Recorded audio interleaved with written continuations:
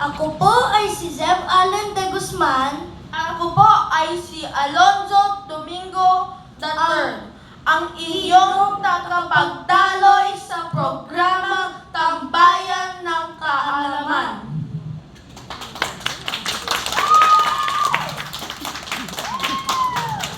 Handa na po ba ang lahat upang makilala ang ating panauhin?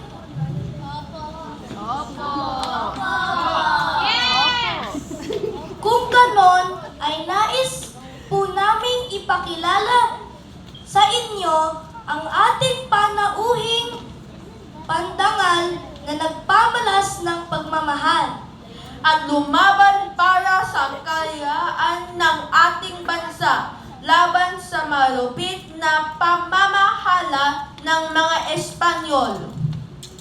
Tayo po ay magbigay-pugay sa ating panauhin na si Ginoong Andres Bonifacio.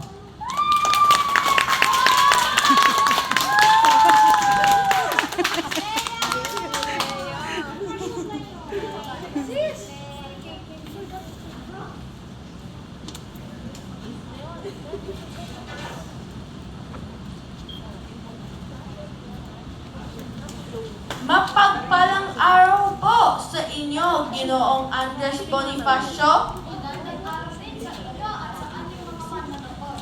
Maraming salamat at ako'y inyong naimbitahan sa inyong programa.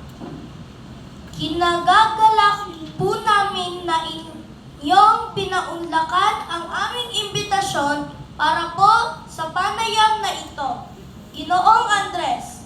At ngayon kami po ay may mga katanungan na sana po ay mabigyan niyo po ng kasagutan.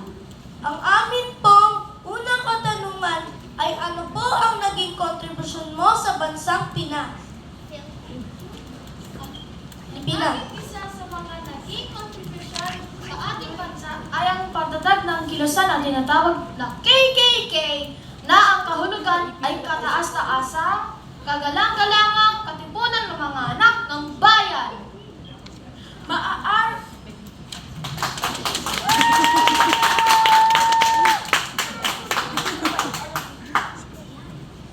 Maaari po bang malaman na matapos niyo pong buuin ang samahang ito ay ano ang naging ambag nito sa ating bansa?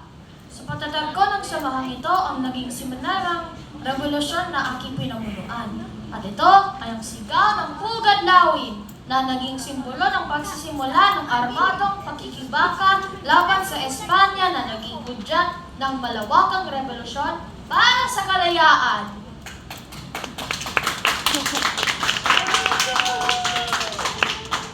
Sa ating manonood, kayo ba ay may katanungan sa ating panauhin?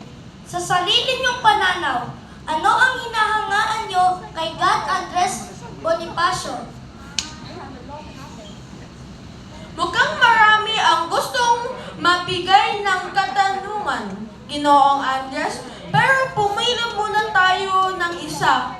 Ikaw, Ginoo, maaari mo bang ipakilala ang iyong sarili bago ka magbigay ng iyong kasagutan? Magandang araw po. Ako po ay si Liam Calosallagan. Kahanga-hanga at damang-dama ko po ang pagmamahal na inyong ipinamalas sa ating bayan na kung saan kahit na ibuwis nyo ang sarili nyong buhay para makamtan ang kalayaan laban sa pang-aabuso at kalabisan ng mga Espanyol sa ating mga kababayan, ganun din sa ating sariling bayan. Maraming salamat po.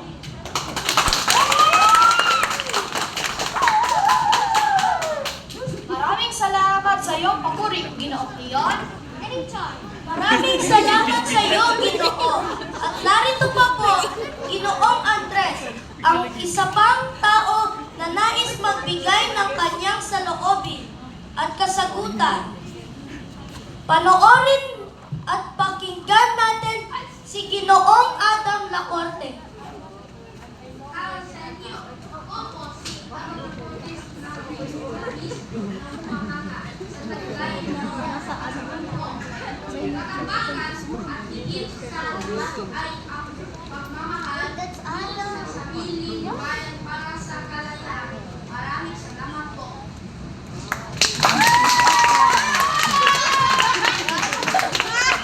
Maraming salamat sa iyo, Ginoong Adam.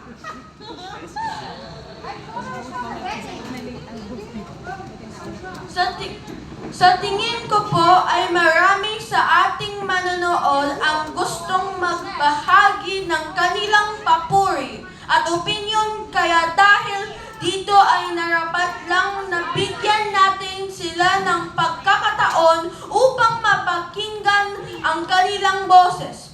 Tawagin natin ang isa pang binibini na kaupo banda roon.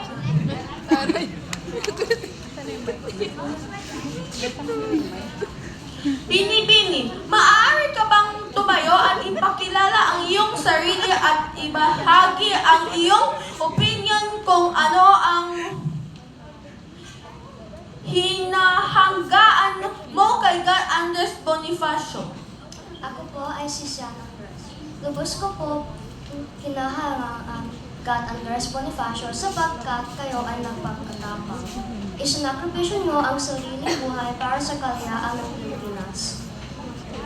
Ang inyong paninindigan laban sa pang-aapit ng Kastila ay naging inspirasyon sa aming kabataan. Salamat po. Maraming salamat sa iyo, Binibining Siana. Ginoong Andres, ako ay labis natutuwa dahil napaka-aktibo ng ating mga manonood. Kaya bigyan natin sila ng pagkakataon upang magsalita. Oo nga, at nagagalak ako na mapakinggan ang kanilang opinion at saloobin. At dahil dito ay nararapat lang na sila ay ating tawagin. Ayun, tawagin natin si Binibining. Maaari mo bang ipakilala ang iyong sarili at bigyan ng kasagutan ang aking katanungan na kung ano ang hinahangaan mo kay God Andres Bonifacio? Ako po si Bailey Bider at hinahangaan ko po si God Andres Bonifacio sa kanyang angking tapang na kung saan ay pinagtanggol niyo po kami sa mapag-api, pamamalakad at pagmamalupit ng mga Espanyol. Kahangahara rin po kayo ang taglay niyong determinasyon at pagmamahal sa ating bansa. Maraming salamat po. Maraming salamat, Binibining Bailey.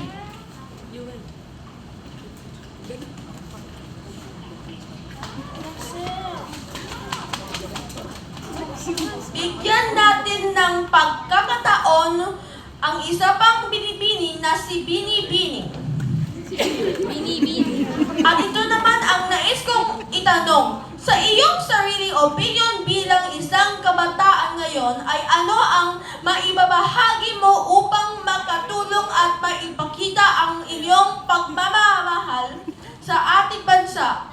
Ako po si Alexis Garcia. Bilang isang kabataan, maipapakita ko ang pagmamahal sa ating bansa sa pamagitan ng pagiging bukas ang kamalayan sa mga isyu ng ating lipunan. Maraming salamat po.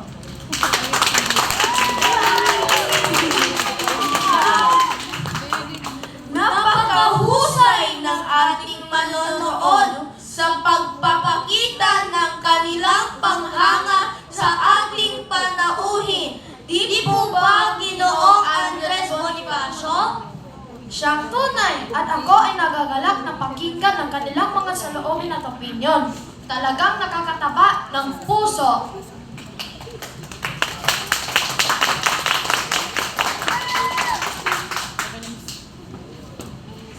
Ginoong Andres, ano po ang maipapayo nyo sa ating kabataan? Sa ating kabataan, nais kong iparating sa inyo na marapat lang mahalin ang ating sariling bayan. Simulan niyo ito sa pagiging mabuti sa ating kapwa. Magbigay tayo ng respeto at paggalang sa isa't isa at sa ating bayan. Pahalagahan at mahalin natin ang ating sariling wika. Itaguyod at tangkiligin natin ang sariling atin. Tayo ay magtulungan upang maiangat natin ang ating kapwa at ang ating bayan sa kahirapan, upang tayo ay sabay-sabay na umunlad. Taas noo na ipagmalaki natin na tayo ay Pilipino at ipakita sa iba ang pagmamahal natin sa ating bansang Pilipinas.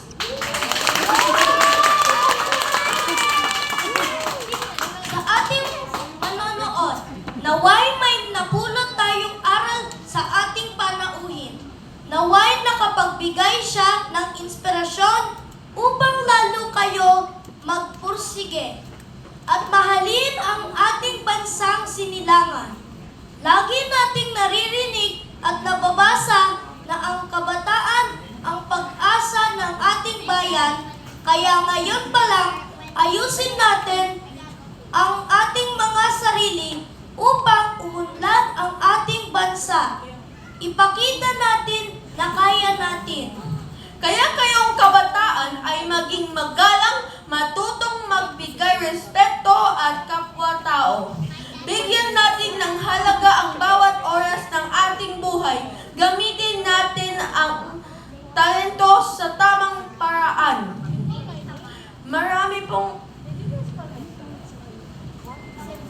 Maraming pong salamat sa inyo, Ginoong Andres. At sa ating mga manonood,